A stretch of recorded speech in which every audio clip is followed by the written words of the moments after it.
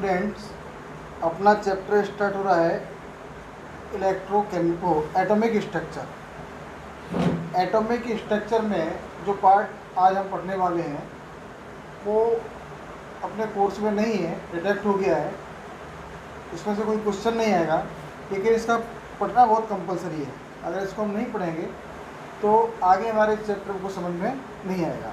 तो इसको बहुत शॉर्ट में पढ़ते हैं। सबसे पहले है discovery of electron. Discovery of electron के लिए हम देखेंगे कि सबसे पहले जो डिस्कवरी ऑफ इलेक्ट्रॉन है, इसके बारे में जे थॉमसन ने बताया कि अकॉर्डिंग टू जे थॉमसन ने एक एक्सपेरिमेंट किया। उन्होंने एक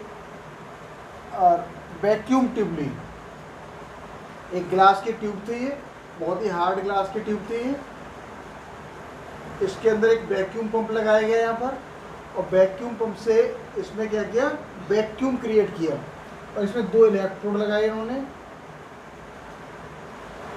एक इलेक्ट्रोड कैथोड जो नेगेटिवली चार्ज होता है, और एक एनोड जो पॉजिटिवली चार्ज होता है। और इन दोनों इलेक्ट्रोडों को एक हाई वोल्टेज करंट से पास कराया, यानी इन इलेक्ट्रोडों पर एक हाई वोल्टेज का करंट दिया। अब ये जो डिस्चार्ज ट्यूब थी, ये डिस्चार्ज ट्यूब डिस्चार्ज करना, इसके अंदर कोई चार्ज नहीं है, इसलिए ग्लास के लिए इनने दूसरा वैक्यूम क्रिएट कर दिया इसमें, तो डिस्चार्ज वैक्यूम ट्यूब हो गई। इसके अंदर जब इन्होंने हाई वोल्टेज का करंट पास कराया, तो हाई वोल्टेज का करंट पास कराने पर उन्होंने देखा कि कैथोड से कुछ रेस निकल रही हैं जो एनोड की ओर जा रही हैं। जो कैथोड से रेस निकल रही थी और एनोड की रेस तरफ जा रही थी, उनको जे थॉमसन ने कहा ये कैथोड रेस हैं। इनका नाम दिया कैथोड रेस। Cathode rays. अब ये कैथोड रेस तो की कुछ प्रॉपर्टी इन्होंने पढ़ी। उन्होंने पढ़ा कि कैथोड रेस जो है, अगर इस पर कोई इलेक्ट्रिक फील्ड लगाया जाए तो इलेक्ट्रिक फील्ड लगाने पर जो कैथोड रेस हैं वो पॉजिटिव प्लेट की ओर मुड़ जाती हैं, पॉजिटिव प्लेट की ओर बेंड करती हैं। It means it have negatively charge. जब इन पर नेगेटिव चार्ज है, जब ये पॉजिटिव प्लेट की ओर बेंड कर रही है। सेकंड, उन्होंने इसके बीच में एक बहुत ही लाइट वेट पैडल व्हील रखा। पैडल पहिया साइकिल का भी पैडल होता है, फ्री घूमता है अपने एक्सल पर, तो उसी तरह से इन्होंने यहाँ पर एक पैडल पहिया, बहुत ही लाइट वेट पैडल पहिया रखा। तो उन्होंने देखा कि ये जो कैथोड रेस है उस पहिए से टकरा रही थी, तो पहिया मूवमेंट कर रहा था, घूम रहा था। इससे इन्होंने निष्कर्ष निकाला कि जो कैथोड रेस हैं उनके अंदर कोई ना कोई मास है। क्योंकि पैडल पहिया घूम रहा है, इसका मतलब उसको कोई फोर्स लगा रही है, रेस जो उसको कोई फोर्स लगा रही है। और F इजिकल टू होता है m इंटू ए, मास इंटू एसेलेरेशन। क्योंकि ना मूवमेंट था इसलिए एसेलेरेशन तो था इनमें, इसका मतलब इसके अंदर मास भी था हमारा कोई ना कोई, और मास था। तो हमने यहाँ से और इसके ऊपर जो ऑब्जर्व किया उसके आधार अपना कंक्लूजन दिया कि cathode rays are negatively charged which made by some particles that have mass m, and the name of that particle is electron। इस तरह से इलेक्ट्रॉन की खोज हो गई। तो उन्होंने कहा कि इलेक्ट्रॉन जो है वो एक फंडामेंटल पार्टिकल है एटम का, और उस इलेक्ट्रॉन से मिलकर के ये कैथोड रेस बनी हुई है।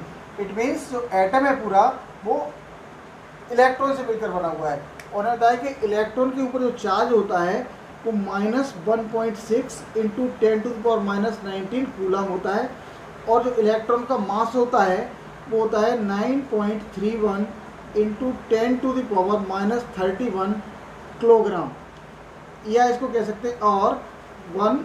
चलो, तो इलेक्ट्रॉन का ये चार्ज हो गया और ये इलेक्ट्रॉन के ऊपर मास हो गया। जे थॉमसन यहीं पर अपनी बात को कह करके रुक गए और उन्होंने बता दिया कि fundamental particle of an atom is the electron which have the mass 9.31 into 10⁻31 kilogram and have charge -1.6 into 10⁻19 coulomb। But after some times, ये बात रही होगी 1859 के आसपास। After some times another scientist named as Goldstein says some question for J.J. Thomson. J.J. Thomson के लिए Goldstein ने कुछ प्रश्न कहे. First question of Goldstein is that if electron have negative charge and electron is the fundamental particle of an atom, it means atom is the negatively charged, but it is not possible because atom is the neutral. यानी atom neutral होता है, जबकि अगर JJ. Thompson की बात को मान लिया जाए कि इलेक्ट्रॉन का एटम का फंडामेंटल पार्टिकल इलेक्ट्रॉन है, तो इलेक्ट्रॉन नेगेटिवली चार्ज है, इसलिए एटम भी नेगेटिवली चार्ज होना चाहिए. लेकिन ऐसा होता नहीं है, इलेक्ट्रॉन के एटम के ऊपर कोई चार्ज नहीं होता है. तो उन्होंने कहा it means some other particles are also present in atoms. उन्होंने कहा कि एटम के अंदर साथ और भी कोई पार्टिकल है. और जेम्स चैडविक गोल्डस्टीन ने इस एक्सपेरिमेंट को और आगे बढ़ाया. आप व्हेन कैथोड रेज, जब कैथोड रेज इस कैथोड से निकल रही थी, निकलना स्टार्ट हुए, गोल्डस्टीन ने एक्सपेरिमेंट किया, निकलना स्टार्ट हुए, लेकिन यहाँ पर नहीं रुके और उन्हें और अधिक हाई वोल्टेज का करंट इसमें पास कराया. और अधिक हाई वोल्टेज का करंट पास कराने पर क्या मालूम पड़ा कि कुछ समय बाद after sometimes some rays also create from anode. Anode से भी कुछ किरणें निकली और वो कहाँ जा रही थी, कैथोड की ओर जा रही थी. Goldstein name these rays are canal rays और कैथोड रेज, एनोड रेज और canal rays. And Goldstein repeat the other experiment of J.J. Thomson. Goldstein applied an electric field on this discharge tube, so the anode rays or canal rays bend towards the negatively charged plate. So Goldstein concludes that because these rays went towards the negatively charged plate in electric field, it means it have positive charge, and these rays also move the pedal wheel, pedal पहियों को भी ये किरणें घुमा रहे थे. It means it also have some particle, that particles named as proton. उस particle का नाम क्या दिया उन्होंने, प्रोटॉन. उन्होंने कहा कि जैसे कैथोड रेस इलेक्ट्रॉन से मिलकर बनी हुई है, ऐसे एनोड रेस भी प्रोटॉन से मिलकर के बनी हुई है. And proton have positive charge, proton have positive charge और it's value is 1 + 1.6 into 10⁻⁻19 coulomb. It means equal to the electron.